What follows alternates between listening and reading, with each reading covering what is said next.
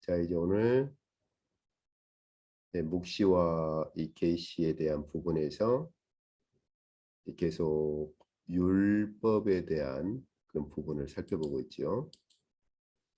오늘은 이제 묵시와 계시의 전개 35강, 그래서 야고보서에 나타난 율법에 대한 가르침을 살펴보려고 그렇게 하는데요. 야고보서 지금 세 번째 시간이죠. 그래서 오늘은 그 야고보서 전반적인 거 한번 그 개관을 해보도록 그렇게 해보죠. 여기 앞 시간에 함께 본 것처럼 야고보서는 그 여기 중간에 이제 부한 자들, 그 장사하여 이익을 보리라 하는 자들, 부한 자들, 이 두 개를 빼고 나면 이 형제들에 대한 권면은 13가지 권면으로, 그래서 13가지 권면의 덩어리로 묶어져 있다라고 했었죠. 그래서 이건 마치 잠언서를 방불케 하는, 그 잠언서를 생각나게 하는 것이고, 실제로 주 개념도 잠언서와 거의 이렇게 매치가 되는 그 개념들이 참 많아요. 이제 그런 것들 앞으로 세부적으로 한번 들어가 볼 때 한번 좀 살펴보도록 하죠. 그래서 이 야고보서를 이제 살펴볼 때 이런 그 권면 덩어리들을 볼 수가 있어야 되는데, 이 권면 덩어리들은 이 그 주제를 따라서 그렇게 묶을 수가 있어요. 그래서 여기 그 첫 번째 권면 이제 내 형제들아 기쁘게 여겨라 할 때 이 주요 이 여기 첫 번째 권면의 주요 개념은 지혜에 대한 겁니다. 지혜. 그래서 이 지혜에 대한 권면이에요. 그래서 너희가 고난과 이런 그 시련 가운데 있을 때 지혜를 구하라는 거죠. 지혜를 구해라 하는 지혜에 대한 권면이고, 이제 그리고 나면 두 번째 권면에서는 이 지혜의 원천, 출처가 되는 하나님을 빛들의 아버지라 이렇게, 그래서 빛의 하나님, 빛의 아버지로 그렇게 이제 말을 하죠. 이제 그리고 나면 우리가 그런 그 지혜를 구하는 자들로서 하나님의 의가 되는 이 율법을 어떻게 이룰 것이냐 이렇게 말을 합니다. 그래서 앞 시간에도 우리가 봤지만은 야고보 사도는 그 하나님의 율법을 하나님의 의라고 하는 차원에서 말을 해요. 하나님의 의가 드러난, 다시 말하면 하나님의 의라는 개념으로 율법을 말을 합니다. 그래서 이 하나님의 의가 되는 율법을 어떻게 이룰 것이냐, 그러면서 이 하나님의 의가 되는 율법을 우리가 실행하고 이루는 것에 대해서 구체적으로 이제 2장부터서 하나의 실례를 들어요. 그 회당 안에서 일어난 그 실례 두 가지. 그래서 그 고아나 과부라든지 이런 가난한 자들에 대해서 어떻게 그 하나님의 의가 되는 율법을 이룰 것이냐라고 하는 것이죠. 그래서 그 여기 2장에 보면은 권면 덩어리가 세 덩어리인데, 여기 이제 그 첫 번째 하고 두 번째까지는 그 회당 안에 그 가난한 자, 그 가난한 자에 대해서 하나님의 의가 되는 율법을 어떻게 이룰 것이냐를 말을 하고, 그 다음에 14절에 있는 권면 덩어리에서는 비슷해요. 14절에 있는 두 번째 권면 덩어리에서는 이렇게 헐벗고 굶주리고 있는 형제 자매에 대해서 어떻게 우리가 하나님의 의가 되는 율법을 이룰 것이냐. 그러면서 여기 2장에 있는 세 번째 권면 덩어리, 그러니까 2장의 세 번째 권면 덩어리의 결론에서 그렇게 말하는 거예요. 율법을 행하는 것이 하나님의 의를 이루는 것이라면 당연히 율법을 행함으로 의롭다함을 받지 않겠느냐 그 말이죠. 율법이 하나님의 의라면 말로만 더웁게 해라, 뭐 좀 먹어라, 뭐 옷 좀 입어라, 말로만 이렇게 하고 하나님의 의가 되는 율법을 행하지 않는다면 그는 의롭다함을 받지 못한다는 것이죠. 그러니까 여기 두 가지 실례는 하나님의 의가 되는 율법을 구체적으로 어떻게 실행할 것이냐를 실예로 둔 것이고, 이 실예의 결론이 그겁니다. 그러니까 율법이 하나님의 의니까 율법을 행한다고 하는 것은 당연히 의롭다함을 받는 것이 아니겠느냐 하는 것이죠. 우리가 지금까지 보았지만 여기서 야고보 사도가 말하는 하나님의 의로서 율법은 이 땅에 속한 문자적인 율법이 아니고 하늘에 속한 율법을 얘기를 하는 거죠. 하늘에 속한 율법. 그래서 여기 2장의 마지막 결론이 하나님의 의가 되는 율법을 행함으로써 우리가 의롭게 된다라고 하는 거죠. 이렇게 해서 그 1장과 2장이 이렇게 해서 1장과 2장이 한 묶음이에요. 이게 그 이제 앞으로 보겠지만 야고보서는 크게 두 묶음으로 있어요. 1장과 2장이 한 묶음이고 그 다음에 3, 4, 5장이 두 번째 묶음이고 이렇게 크게 두 묶음으로 있어요. 그러니까 우리가 지금까지 본 것처럼 형제들에 대한 13묶음의 권면 덩어리는 더 크게 분류할 때 두 부분으로 분류할 수 있다. 1장, 2장에 있는 권면 덩어리, 그 다음에 3, 4, 5장에 있는 이 덩어리, 이렇게 크게 두 덩어리로 13가지 묶음을 권면 그러한 묶음을 큰 두 그룹으로 이렇게 분류를 할 수가 있는 것이죠. 그래서 이게 이제 1장, 2장에 있는 전체 이제 개념이죠. 그리고 이제 3장부터서 가면 1장, 2장에서 말한 것을 재반복을 해요. 그래서 역시 무슨 개념으로 출발을 하느냐? 지혜 개념. 지혜. 그리고 이 지혜를 따라서 어떻게 율법을 이룰 것이냐 하는 개념. 이제 앞으로 좀 세부적으로 들어가면 우리가 보겠지만은 지혜와 율법은 분리가 되지 않습니다. 율법은 하나님의 의이면서도 또한 하나님의 지혜예요. 야고보 사도는 이 부분을 아주 중요하게 다루고 있어요. 그래서 1장에서도 너희가 지혜를 구해라. 고난과 시련과 환난 가운데 있을 때 지혜를 구해라. 그 말을 하면서 그 지혜, 어떻게 지혜를 구할 것이냐, 어떻게 지혜를 구하는 삶을 살 것이냐를 말할 때 하나님의 의가 되는 율법을 이루어라. 이것이 하나님의 백성들에게 주어진 지혜죠. 하늘에서 주어진 지혜입니다.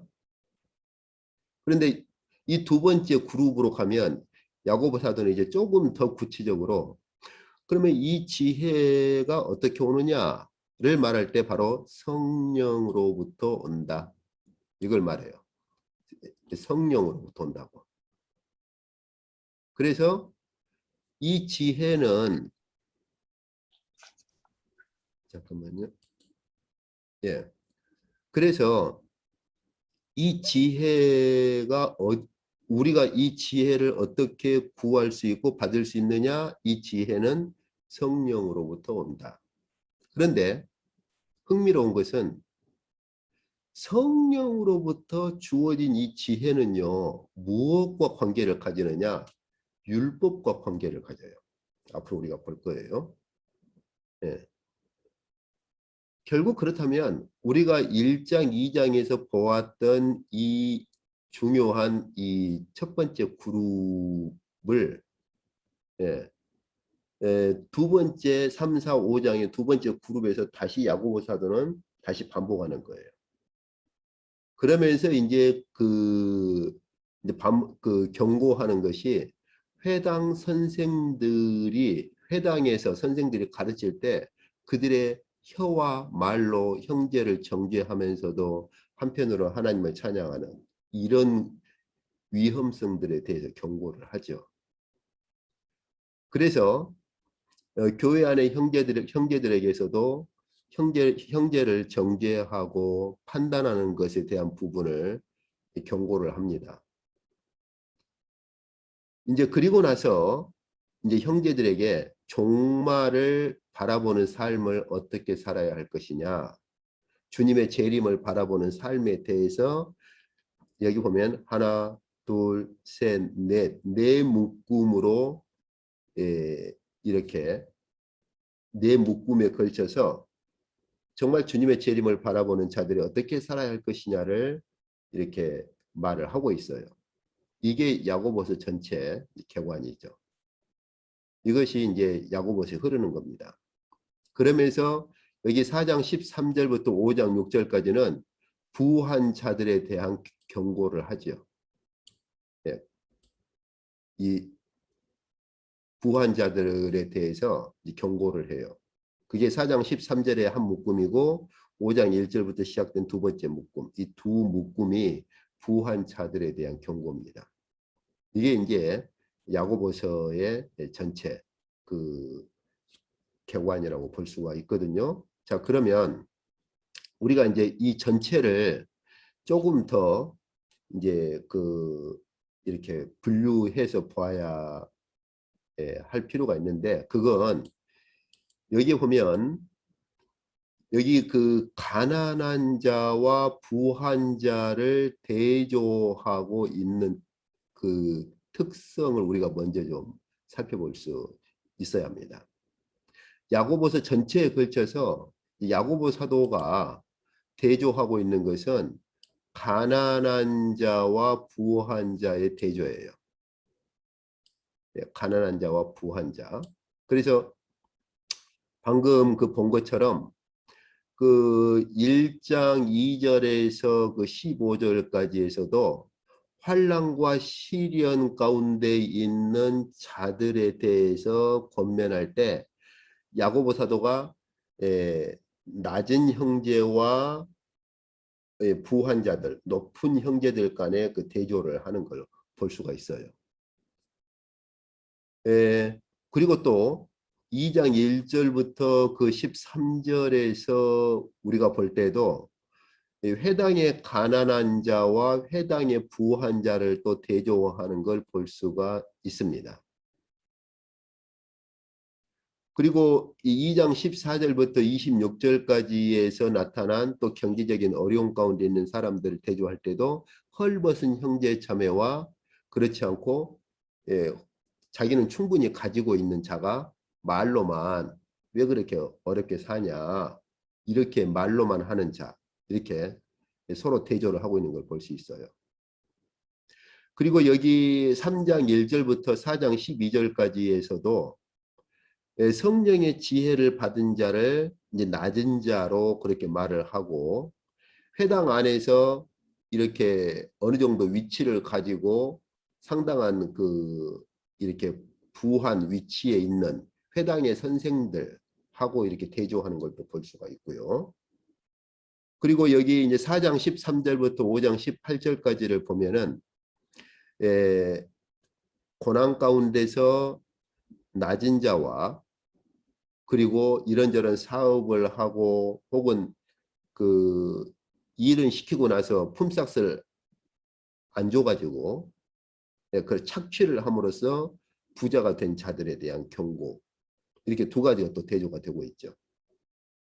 그러니까 야고보서 여기 1장이든 2장이든 3장이든 4장 5장이든 간에 전반적인 흐름이 야고보 사도는 그 가난한 자와 그 부한 자, 이 두 그룹을 상당히 이렇게 대조해서 한편으로 경고도 하고 한편으로는 가난한 자는 격려도 하고, 하는 이 큰 이 흐름이 야고보서 전체적으로 이렇게 흘러가는 걸 볼 수가 있어요. 그런데 전에 한번 제가 얘기했어요. 야고보서는 산상보훈의 어떤 구조라든지 산상보훈의 가르침을 구조를 가져오든 산상보훈에 있는 말씀을 그대로 인용을 하든 패러프레이즈를 하든 간에 산상보훈의 흔적이 가장 많이 인용되는 부분, 그 본문이 야고보서이고, 우리 실제로 산상보훈에 있는 것들을 적용하고 해석하는 것이라고 제가 그 얘기를 한 적이 있죠. 우리가 이 틀을 보면은 좀 머릿속에 이렇게 이거 무슨 구조하고 같은데 라고 생각할 수 있는 그 본문이 하나 있죠. 누가복음에 보면은 누가복음에 나타난 산상보훈, 마태복음에서는 부요한 자에 대한 경고가 이렇게 선명하지 않고 좀 뒷부분으로 빠져가지고 이런 서기관들이나 바리새인들에 대한 경고로 그렇게 이제 스며들어 있다 보니까 그 대조가 이렇게 두드러지진 않아요. 그런데 누가복음에서는 6장 20절부터 26절 보면은 복과 화를 동시에 선언합니다. 복되도다. 이제 가난한 자들이여, 줄인 자들이여, 우는 자들이여, 이렇게. 그러면서 동시에 화가 있도다. 부요한 자여, 배부른 자여, 웃는 자여, 이렇게. 이제 이것을 이제 마태는 조금 더 구체적으로 적용을 하지요. 그래서 마태복음 5장, 6장, 7장에 가면 여기 부요한 자, 배부른 자, 웃는 자를 서기관과 바리새인으로부터 실질적인 적용을 해요. 이제 그런데 누가복음에서는 아예 직설적으로 표현을 합니다. 그러면서 복과 화를 직설적으로 표현을 해요. 그런데 이 구조가 야고보서의 거의 상당히 많은 부분에 있어서 야고보서 전체 구조를 지배하고 있어요. 다시 말하면 야고보 사도는 교회 안에 교회가 어떻게 서야 할 것인가, 교회가 그 고난과 환난 가운데서 어떻게 서야 할 것인가를 말할 때 주님께서 이미 산상보훈에서 하나님 나라의 복과 화를 선언하신 그 구조를 그대로 가지고 오는 거죠. 그래서 교회에도 너희가 환난과 시련 가운데서 부한 자, 너희들은 곧 풀이 말라버리는 것처럼 너희도 곧 그렇게 될 것이다. 혹은 너희가 그 회당 안에서 좋은 옷을 입고 들어와서 여기 좋은 자리에 앉으십시오. 그렇게 대접받느냐? 혹은 회당 안에서 형제 자매가 헐벗고 있는데 너희들은 가진 것들을 가지고서는 야, 좀 옷 좀 입어. 그렇게 말만 하느냐? 너희들의 그러한 의는 죽은 것이다. 너희가 진정으로 하나님의 의가 되는 율법을 행하지 않는다면 너희는 말로만 해가지고서는 너희는 결코 의롭게 될 수 없다라고 선을 긋는 것이죠.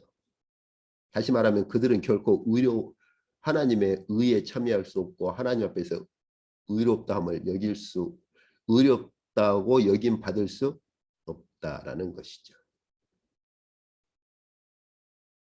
이 근본 개념은 주님께서 산상보훈에서 선언하신 것과도 똑같습니다.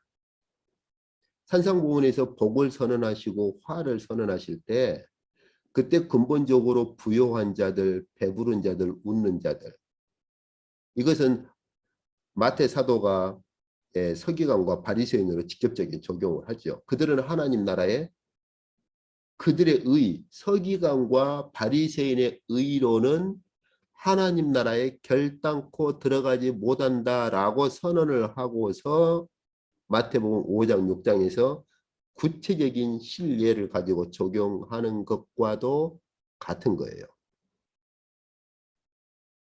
서기관과 바리새인의 의로는 하나님 나라에 못 들어간다는 것이죠. 그것이 누가복음에서는 주께서 그들에게 선언한 화이고, 야고보서에서는 야고보 사도가 너희가 고난과 환난 가운데서도 너희가 두 마음을 품었어. 그리고 너희가 부유한 자가 됐어. 너희는 곧 풀이 뜨거운 바람에 말라버리는 것처럼 너희가 가지고 있는 부라고 하는 건 곧 말라버릴 거야. 너희가 이렇게 좋은 옷을 입고 회당에 들어와서 좋은 자리에 앉아? 그러면서 헐벗은 형제 자매에게는 야, 좀 옷 좀 입어 말로만 해? 너희 그런 의는 죽은 거야 하는 것이죠. 왜냐하면 하나님의 의가 되는 율법을 행하지 않으니까. 그 하나님의 의가 되는 율법을 행한다는 게 뭐냐? 야고보 사도는 구체적으로 형제 사랑으로 말을 하는 거예요. 그래서 여기 2장에서 여기 2장 1절에 들어가기 전에 1장 마지막에서 야고보 사도가 하나님의 의가 되는 율법을 행하는 게 뭐냐를 말할 때 하나님 앞에 참된 그 경건으로 말을 하거든요. 경건. 이제 뒤에 우리가 볼 거예요. 그 경건이라고 하는 것은 의에 대한 또 다른 표현입니다. 하나님 앞에 경건한 자라고 하는 것은 하나님 앞에서 의를 행하는 자의 또 다른 표현인데 하나님 앞에 참된 경건이 뭐냐라고 말할 때 바로 환난 가운데 있는 고아와 과부를 돌아보는 것이고 세속으로부터 자기를 지키는 것이다. 그렇게 말을 하고서 2장에 이 실례들을 말을 해요. 그리고서 2장 결론으로 어떻게 말해요? 이런 의를 말로만 하는 자들은 의롭다함을 받지 못한다. 왜? 말로만 하니까. 하나님의 의가 되는 율법을 행하는 자가 하나님의 의에 참여하고 하나님께로부터 의롭다함을 받는다는 것이죠. 그래서 제가 계속 반복해 왔듯이 이 하나님의 의에 참여하고 하나님께로부터 의롭다고 인정을 받는 그 율법은 신의 산에 속한 이 땅에 속한 문자적인 율법이 아니고 하나님께 속한 하나님께로부터 온 하늘에 속한 하나님의 의 자체가 되는 그 율법을 얘기를 하는 거죠. 그리고서는 바로 3장부터서 그 하나님의 의 자체가 되는 율법을 우리가 어떻게 행하고 어떻게 받을 것이냐를 말할 때 성령으로 받는다. 성령으로. 성령으로 받는다 하는 거예요.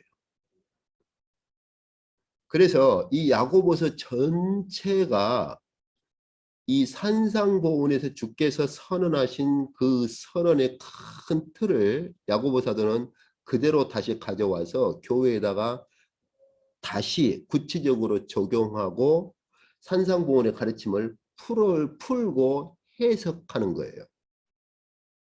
그래서 앞으로 이제 우리가 본문을 좀 더 구체적으로 보면 야고보 사도가 어떤 본문은 정말 산상보훈에 있는 걸 문자 그대로 가져온 것도 있어요. 혹은 어떤 본문은 약간 본문의 문자는 바꾸지만 의미는 그대로 가져온다든지 이런 것들을 우리가 야고보서에서 볼 수 있거든요. 그래서 야고보 사도는 주께서 선언하신 이 산상보훈의 이 가르침을 교회에 그대로 적용하고 가르치고 있는 거죠. 이게 바로 야고보서의 특성입니다. 그래서 전에도 제가 잠깐 언급했죠. 야고보서 읽을 때는 산상보훈하고 같이 읽으세요.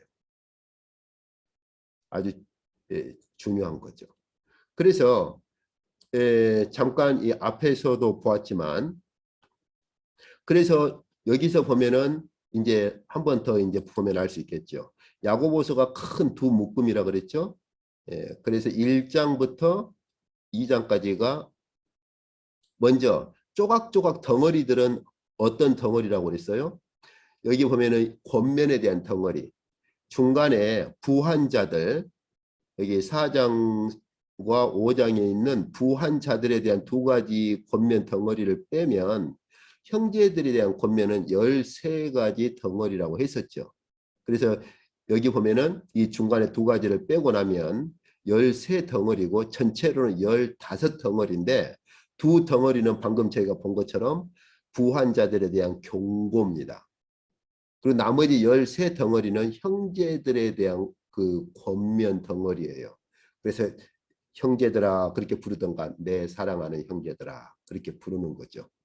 이 13덩어리들에 대한 권면을 두 묶음으로 이렇게 분류를, 이 권면 덩어리들을 크게 두 묶음으로 이렇게 분류를 한다면 1장부터 2장에 있는 권면 덩어리들을 한 묶음, 이렇게 하나로 묶을 수 있어요. 그래, 여기 1장, 2장이 그러면은 몇 개가 있나요? 하나, 둘, 셋, 넷, 다섯, 여섯 권면 덩어리들을 한 묶음으로 이렇게 묶을 수 있는 거죠. 그리고 두 번째 그 묶음은, 그 권면 덩어리의 묶음, 그 묶음은 3장, 4장, 5장 이렇게. 결국 그렇다면 아까 처음에 시작할 때 설명한 것처럼 야고보서는 부한 자들을 빼고 나면 13권면 덩어리이고, 이 13권면 덩어리는 두 묶음으로 이렇게 묶어질 수 있다 하는 것이죠. 그래서 그 첫 번째 그 묶음이 1장, 2장, 그 다음에 두 번째 묶음이 3, 4, 5장, 이렇게 야고보서가 묶어져 있는 것이죠. 근데 이렇게 두 묶음으로 이 권면 덩어리들을 이 두 묶음으로 묶을 때 이 두 묶음에 나타나는 공통적인 주제가 뭐냐라고 할 때, 아까 제가 시작할 때 설명한 것처럼 지혜 개념입니다. 지혜. 여기도 이 첫 번째 이 묶음을 보면 지혜라는 개념으로 이렇게 출발하죠. 두 번째 그 묶음도요, 해당 선생들에 대한 경고를 빼고 나면 바로 시작하는 것은 성령으로부터 나오는 지혜라는 말을 씁니다. 이렇게 지혜, 지혜, 지혜 이렇게. 그래서 야고보서를 지혜 문서라 그렇게 말하는 그러한 경우도 있어요.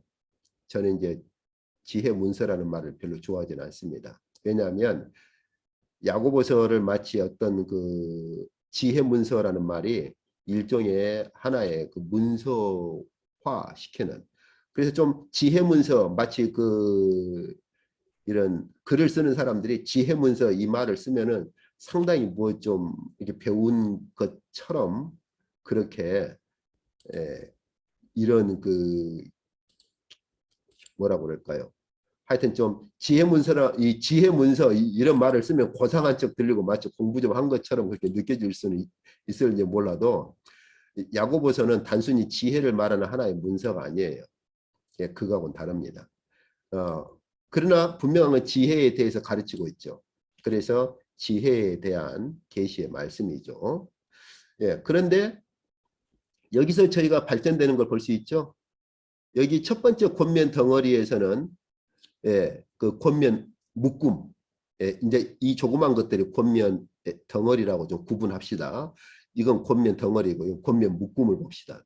첫 번째 권면 묶음에서는 그냥 지혜를 말했다면, 이걸 다시 한번 반복할 때, 다시 한번 이 첫 그 묶음을 반복할 때 두 번째 묶음에서는 지혜를 조금 더 구체적으로, 그 지혜가 어디로부터 나오느냐, 성령의 지혜라고 말을 하는 것이죠.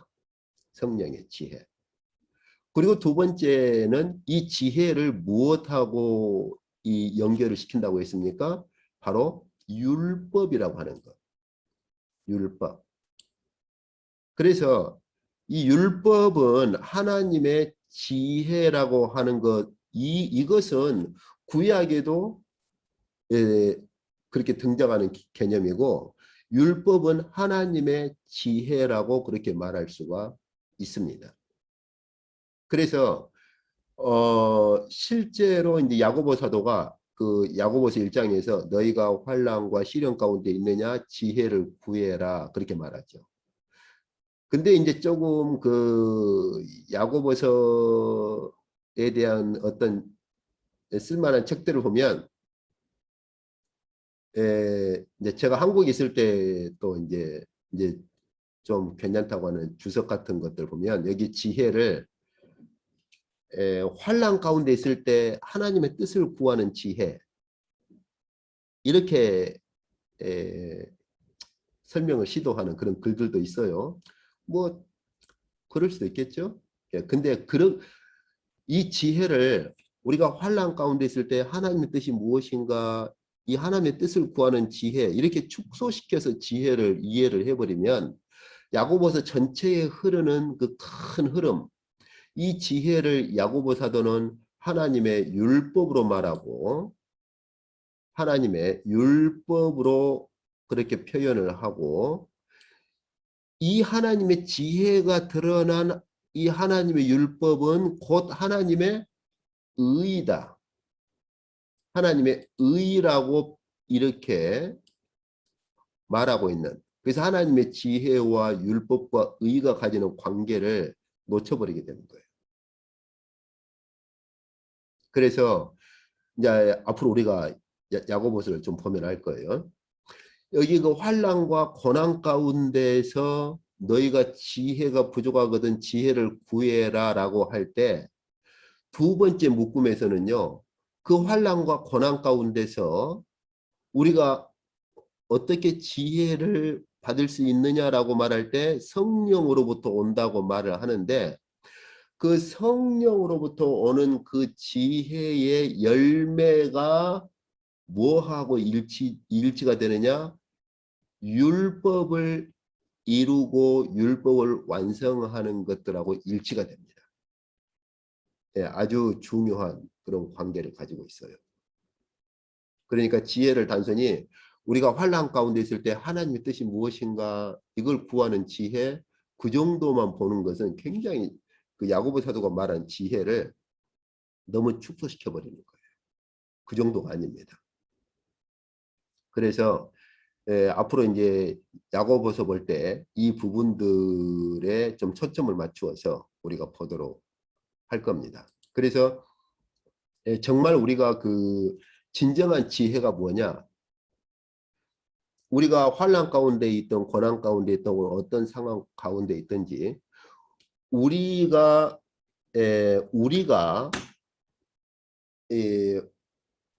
추구해야 하는 지혜, 우리가 구해야 하는 지혜가 뭐냐? 그건요. 구체적으로 첫 번째 그 지혜는 야고보서다가 두 번째 묶음에서 말을 하듯이 그 지혜는 성령으로부터 온다. 근데 성령으로부터 오는 그 지혜가 우리에게 무슨 열매를 맺게 하느냐? 율법을 이루고 율법을 성취하는 그 율법의 열매들을 맺도록 한다는 거예요. 그렇기 때문에 야고보 사도는 교회에 무엇을 권면하느냐?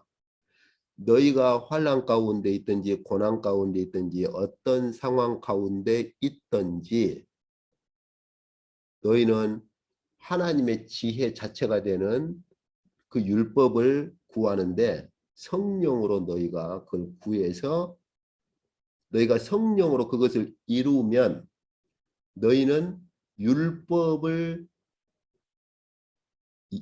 이루어가는 것이고 그 율법을 이룬다고 하는 것은 결국 어떻게 되느냐? 그 율법은 하나님의 의 자체이기 때문에 우리가 하나님의 의를 실행하는 것이 되는 거죠.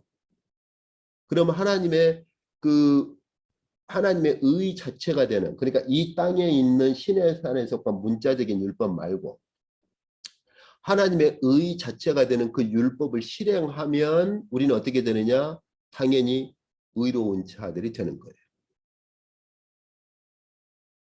하늘에 속한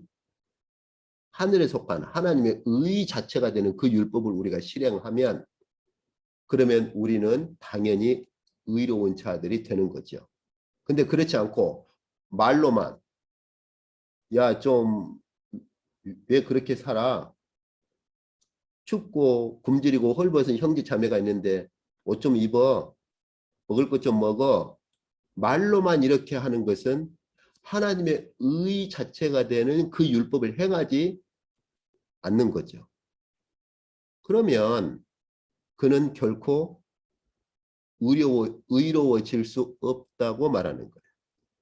그런 점에서 야고보 사도는 율법을 행함으로 의로워진다라고 그 측면에서 말을 하는 겁니다.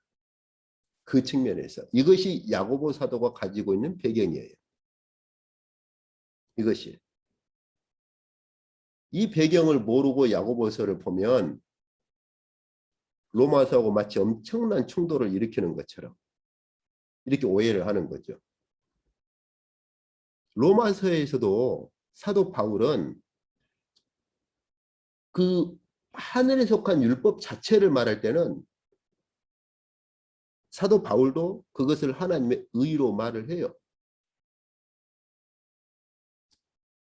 자, 일단 이제 이 부분은 뒤에 좀 더 본문에 구체적으로 들어가면서 본문 안에서 더 실제적으로 우리가 확인을 해봅시다.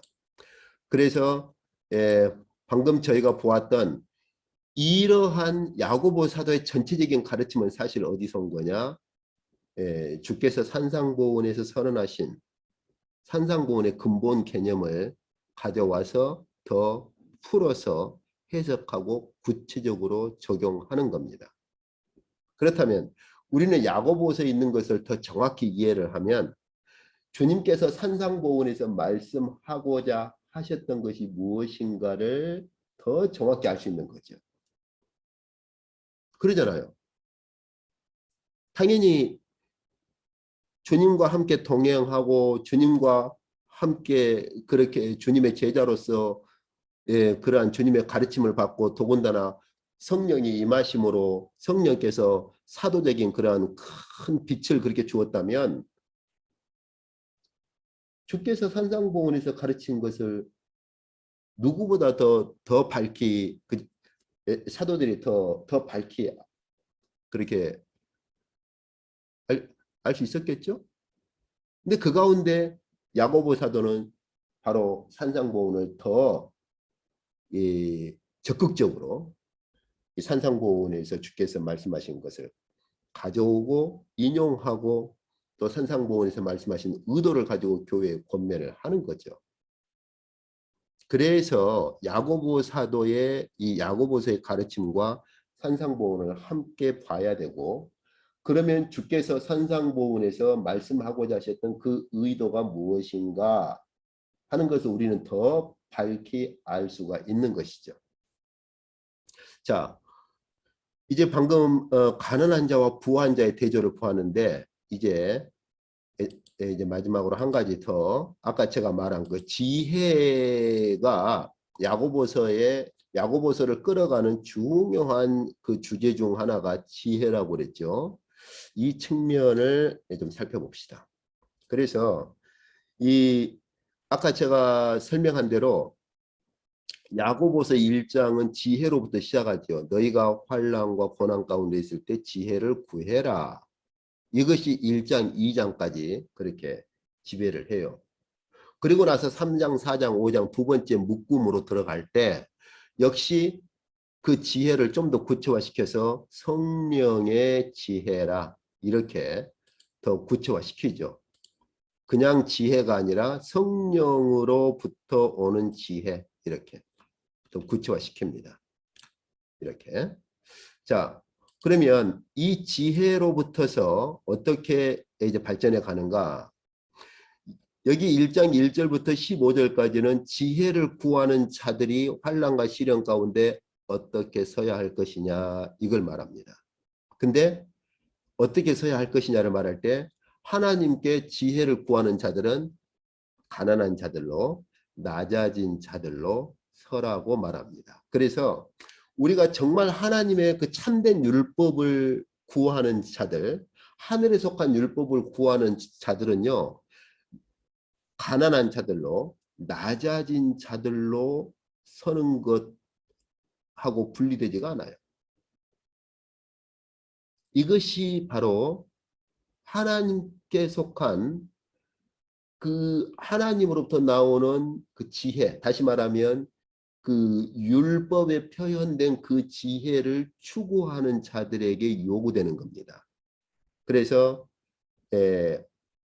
가난하게 되고 자신을 낮추는 자들로 서라는 것이죠. 이게 1장 1절부터 15절까지 해서 바로 이 야고보 사도가 가르치는 건데 이것도 역시 사도 그 산상보훈에서 가져온 주요 개념이거든요. 그리고 나서 이제 야고보 사도는 그 지혜의 출처를 누구로 말하느냐?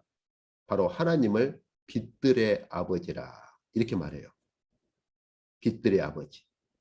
근데 이 빛들의 아버지이신 이 하나님 아버지께서 우리로 하여금 열매를 맺도록 하려고 우리를 부르셨다고 말합니다. 어떤 열매냐? 지혜의 열매이고 의의 열매인 거죠. 그래서 이 열매라는 개념이 또 중요하게 등장을 합니다. 그래서 그 3장에 가서도 성령으로부터 나오는 지혜를 말할 때 열매를 굉장히 강조해요. 근데 흥미로운 것은 앞으로 보겠지만 성령으로부터 우리가 지혜를 받아서 열매를 맺잖아요. 그 열매를 무슨 열매라고 말을 하느냐?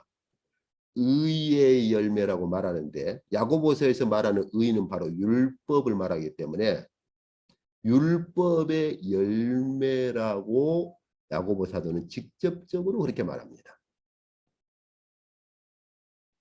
그러니까 이 개념들이요. 조각조각 이렇게 분산된 것이 아니라 서로 이렇게 어우러져 있는 거예요.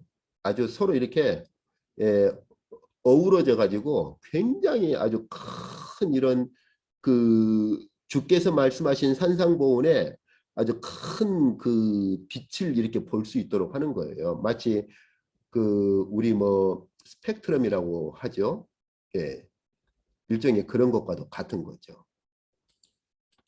예, 그리고 나서 야고보서는 더 구체적으로 이제 1장 19절부터 27절까지 해서는 의의 열매인 율법을 행해라. 의를 행해라.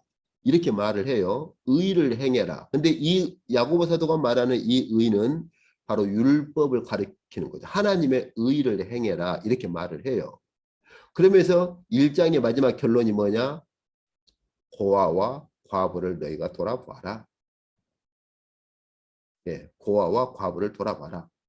그럼 고아와 과부를 구체적으로 돌아보는 것을 어떻게 할 것이냐를 2장에서 두 가지 실례를 가지고 구체적으로 말을 합니다.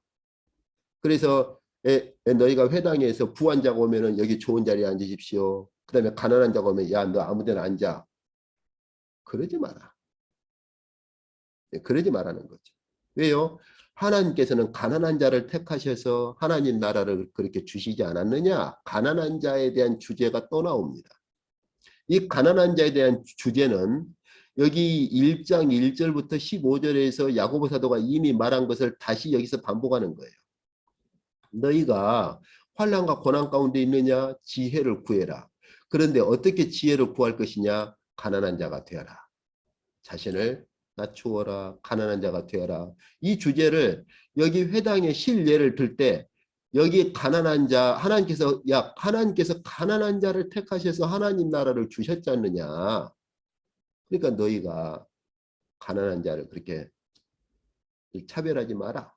이 주제를 다시 한번 이 실예를 가지고 다시 반복하는 거예요. 그리고 어떻게 우리가 또 그 열매를 맺을 수 있느냐 혹은 의의 열매, 의를 행할 수 있느냐 고아나 과부를 돌아보는 것인데 두 번째가 뭡니까? 회당 안에 헐벗은 형제 자매가 있을 때 말로만 하지 마라. 야, 옷 좀 입어. 말로만 하지 마라. 왜요? 말로만 하는 것은 하나님의 의가 되는 율법을 행하는 것이 아니다 그 말이에요. 말로만 하는 것은. 말과 혀로만 하는 것 그건 아무 쓸모없다는 것. 어떻게 해야 돼요? 행하라고. 그 율법을 행하라고. 그 율법을 행하게 되면은 그 율법은 하나님의 의 자체이기 때문에 그 율법을 행하는 것은 결국 무엇을 행하는 것이다? 하나님의 의를 행하는 것이다. 여기서 오해를 하지 마세요. 제가 지금 계속 말하는 율법은 이 땅에 속한 신의 산에 속한 문자적인 율법이 아니고 원래 하나님께 속한 하나님의 의가 나타난 그 율법을 얘기를 하는 것이지 이 땅에 속한 문자적인 율법을 얘기하는 게 아니에요. 우리가 지금까지 갈라디아서에서 보았던 것처럼. 그래서 하나님께 속한 하나님의 의 자체가 되는 율법을 말로만 해 그건 아무 필요가 없어. 행하라고. 행하면 그것은 의를 행하는 것이고 하나님의 의를 행하니까 우리는 어떻게 돼요? 의롭다함을 받는다는 거예요. 그것이 2장에 있는 결론이죠. 그렇잖아요. 그러니까 우리가 오늘날 나 예수 믿어서 의로워졌어 이 말을 우리는 너무 관념적이고 신학적으로만 생각을 한 거예요.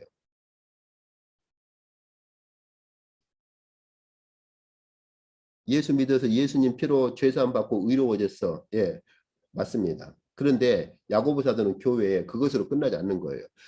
너희가 예수 믿고 예수님 피로 죄사함 받고 의로워졌어? 그럼 우리에게 요구되는 것이 무엇입니까? 하나님의 지혜를 구하는 삶이라는 것이죠. 어떤 지혜요? 하나님의 지혜가 나타난 율법을 구하는 삶이고 하나님의 의가 드러난 그 하늘에 속한 의의 율법을 행하는 삶이라는 것이죠. 너희가 의로워졌어? 그럼 그 의를 행하라는 거예요. 근데 너희가 말로만 심지어 하나님은 한 분이신 줄 믿고 떨어? 야, 귀신들도 그 정도는 해. 그 말이에요. 너희가 정말 의로워졌어? 그럼 하나님의 의 자체가 되는 율법을 행하라는 거예요. 그것이 우리가 의로워졌다라고 하는 실증이라는 거예요.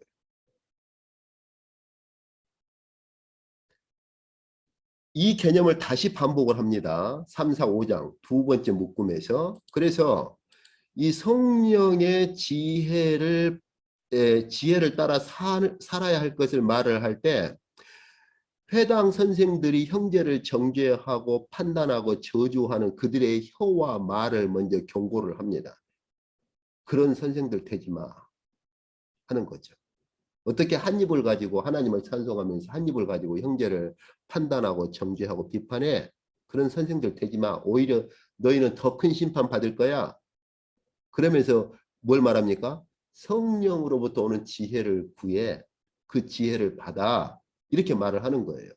그러면서 교회 안에서 형제를 판단하고 정죄하지 말 것에 대해서 한 번 더 마무리를 하면서 여기 3장 12절에 4장 10절까지 아주 긴 부분에 걸쳐서 성령으로부터 오는 지혜를 어떻게 구할 것인가를 아주 길게 말합니다.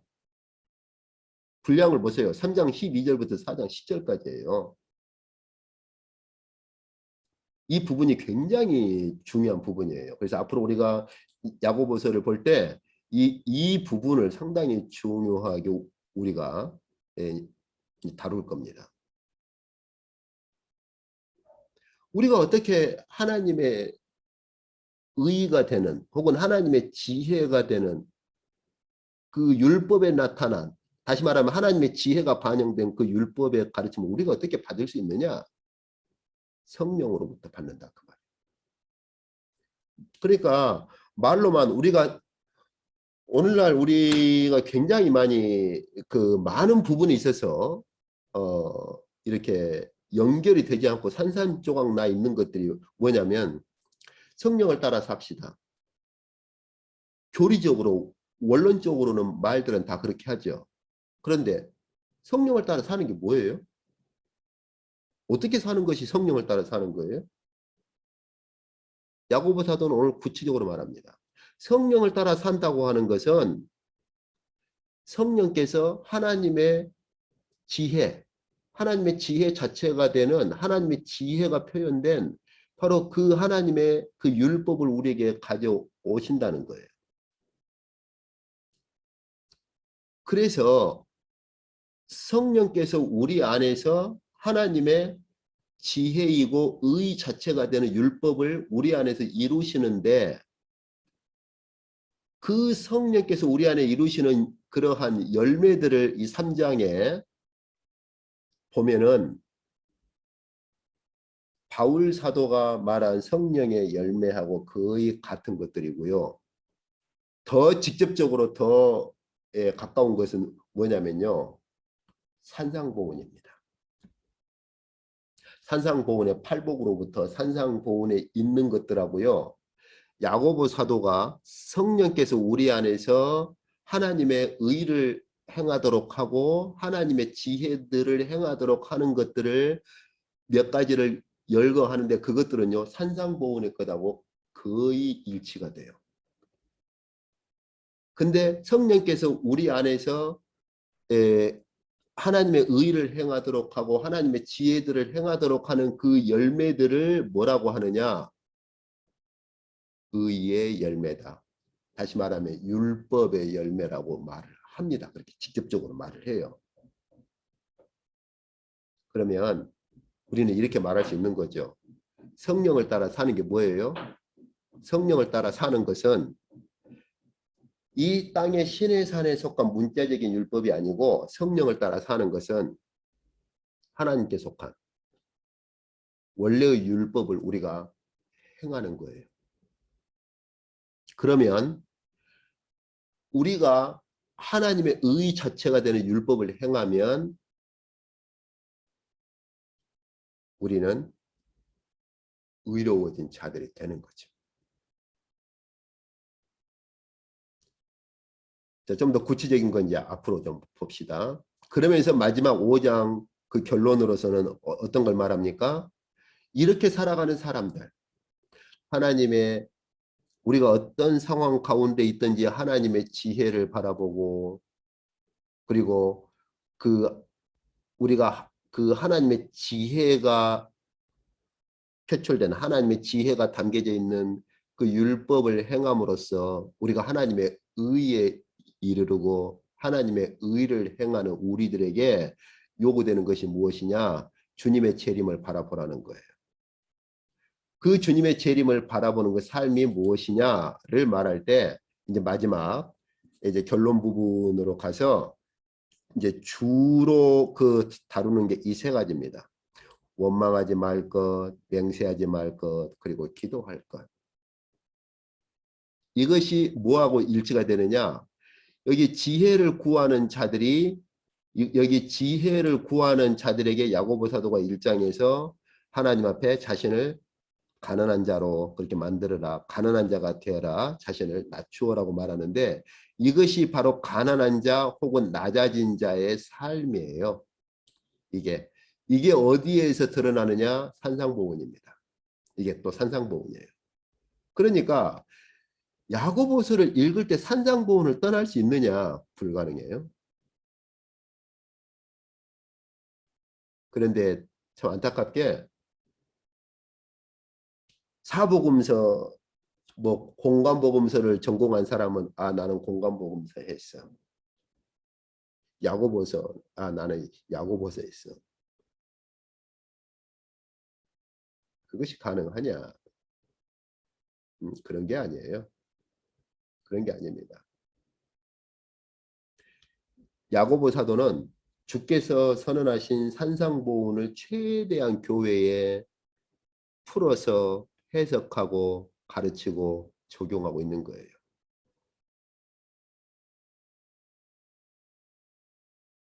그래서 오늘 저희가 간략한 이 개관을 보신 것처럼 이것을 잘 이 특성을 가지고 야고보서를 보시면 그리고 산상보훈을 같이 읽으면 놀라울 정도로 이 주님의 가르침과 야고보 사도의 가르침이 서로 함께 조화를 이루고, 그리고 야고보 사도가 얼마나 더 큰 이러한 해석과 그리고 구체적으로 교회에 적용하고 있는 이러한 이 적용에 대한 가르침, 이런 것들을 볼 수가 있습니다.